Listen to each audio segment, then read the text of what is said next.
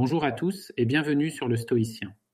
Aujourd'hui, nous plongeons dans la lettre 4 de Sénèque à Lucilius, où il aborde un sujet universel, la crainte de la mort. Cette lettre est un puissant appel à la sérénité face à l'inévitable.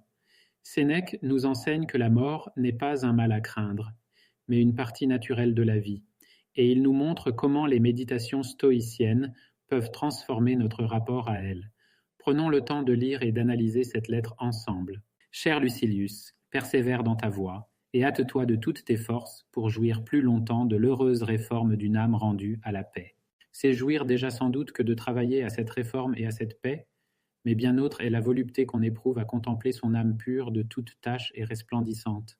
Il te souvient, n'est-ce pas, quelle joie tu ressentis lorsque, ayant quitté la prétexte, tu pris la toge virile et fus mené en pompe au forum.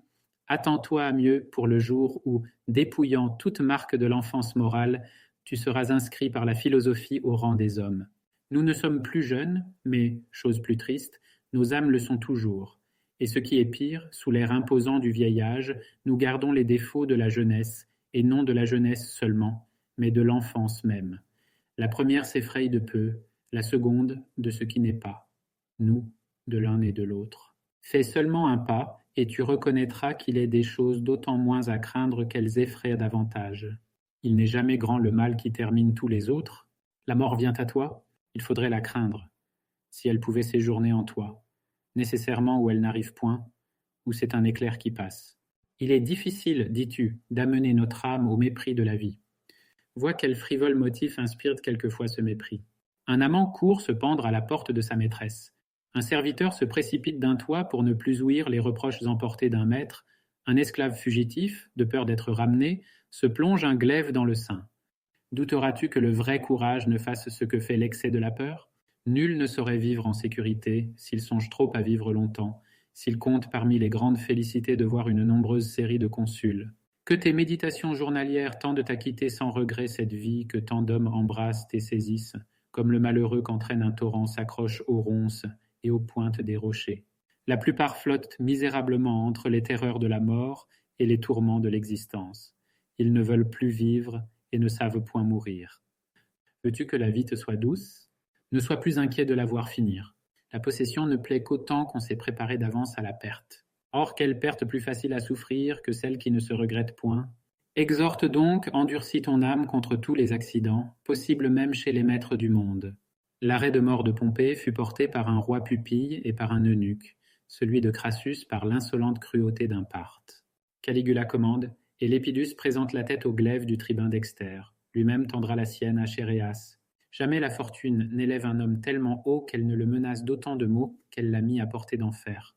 Défie-toi du calme présent, un instant bouleverse la mer, le même jour, là même où il se jouait, les vaisseaux s'engloutissent. Songe qu'un brigand, qu'un ennemi te peut mettre l'épée sur la gorge, qu'à défaut des puissants de la terre, le dernier esclave a sur toi droit de vie et de mort.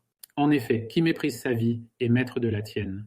Parcours la liste de ceux qui périrent par embûche domestique, par force ouverte ou trahison, tu verras que la colère des esclaves n'a pas fait moins de victimes que celle des rois.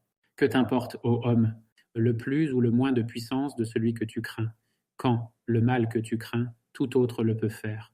Mais si le hasard te jette aux mains de tes ennemis, le vainqueur te fera conduire, et, certes, où tu vas. Pourquoi t'abuser toi-même et reconnaître seulement ici la fatalité que tu subis depuis longtemps ?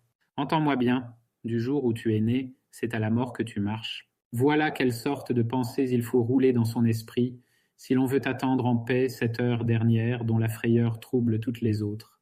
Mais pour terminer ma lettre, écoute la maxime qui m'a plu aujourd'hui, encore une fleur dérobée au jardin d'autrui. C'est une grande fortune que la pauvreté réglée sur la loi de la nature. Or cette loi, sais-tu à quoi elle borne nos besoins ? À ne point pâtir de la faim, de la soif, du froid. Pour chasser la faim et la soif, il n'est pas nécessaire d'assiéger un seuil orgueilleux, ni d'endurer un écrasant dédain ou une politesse insultante. Il n'est pas nécessaire de s'aventurer sur les mers, ni de suivre les camps. Aisément, on se procure ce que la nature réclame. La chose est à notre portée.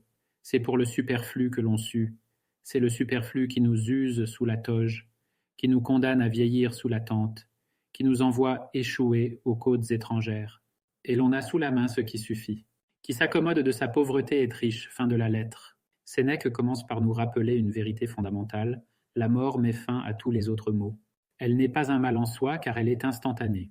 Il écrit: la mort vient à toi, il faudrait la craindre si elle pouvait séjourner en toi, nécessairement ou elle n'arrive point, ou c'est un éclair qui passe. Fin de citation. Prenez l'habitude de réfléchir à la mort, non pas comme une tragédie, mais comme un événement naturel. Cela peut sembler difficile, mais en changeant votre perspective, vous vous libérerez de cette peur qui paralyse tant de gens. Sénèque nous met aussi en garde contre deux attitudes destructrices: la peur excessive de la mort, qui nous empêche de vivre pleinement, et l'attachement excessif à la vie, qui nous conduit à des comportements irrationnels. Il écrit: veux-tu que la vie te soit douce? Ne sois plus inquiet de la voir finir. La possession ne plaît qu'autant qu'on s'est préparé d'avance à la perte. Fin de citation. Pratiquez la gratitude quotidienne pour ce que vous avez aujourd'hui, sans vous attacher à sa durée. Cette perspective réduit l'angoisse et augmente votre joie de vivre. Pour Sénèque, beaucoup de nos souffrances viennent de notre désir insatiable pour le superflu. Il nous invite à suivre la loi de la nature qui borne nos besoins à 3 choses: se nourrir, s'hydrater et se protéger du froid. Il conclut magnifiquement: qui s'accommode de sa pauvreté est riche. Simplifiez votre vie en distinguant vos vrais besoins de vos désirs superficiels.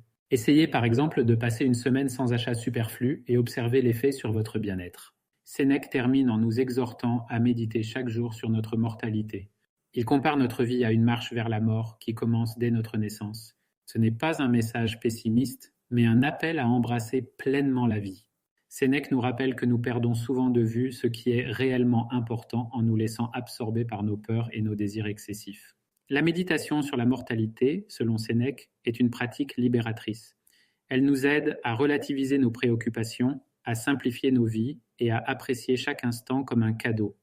En comprenant que la mort est inévitable et qu'elle ne doit pas être redoutée, nous apprenons à vivre avec courage et sérénité. En somme, cette lettre est une invitation à réfléchir sur ce qui compte vraiment, cultiver une vie en accord avec la nature, affranchie des excès et des craintes inutiles. Et maintenant, à vous, qu'est-ce qui vous effraie le plus dans l'idée de la mort? Comment pourriez-vous appliquer ces enseignements dans votre quotidien? Partagez vos réflexions dans les commentaires. Abonnez-vous pour ne pas manquer le prochain épisode où nous continuerons notre exploration des lettres à Lucilius avec la lettre numéro 5. À très bientôt dans le prochain épisode et d'ici là, prenez soin de votre esprit et de votre âme.